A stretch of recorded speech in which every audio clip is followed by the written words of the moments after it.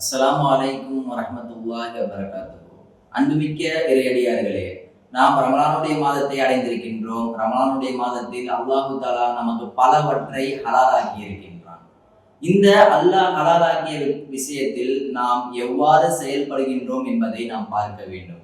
நாம் இஃப்தாருடைய நேரத்தில் சாப்பிடுவதாக இருக்கட்டும், நோன்பு வைக்கும் நேரத்தில் சாப்பிடுவதாக இருக்கட்டும், அந்த உணவில் அல்லாஹு தஆலா எந்த தடையும் வைக்கவில்லை.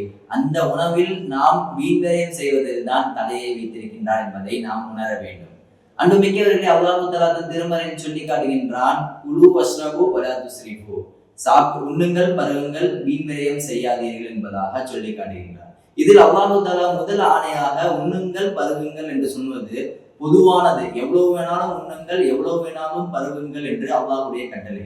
ஆனால் அதற்கு பிறகு அல்லாஹு தஆலா ஒன்றை சொல்லுகின்றான், வலா துஸ்ரிஃபு, நீங்கள் அதில் வீண்விரயம் செய்யாதீர்கள் என்பதாக சொல்லி காட்டுகின்றான். அதற்கு பிறகு அல்லாஹு தஆலா சொல்லி காட்டுகின்றான், இன்னல்லாஹ லா யுஹிப்புல் முஸ்ரிஃபீன், அல்லாஹு தஆலா வீண்விரயம் செய்பவர்களை விரும்புவதில்லை என்பதாக சொல்லி காட்டுகின்றான்.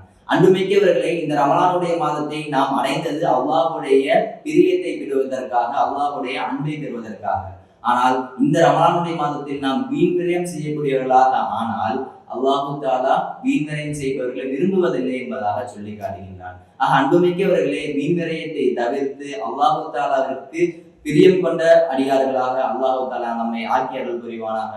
அஸ்ஸலாமு அலைக்கும் வரஹ்மத்துல்லாஹி வபரகாத்துஹு.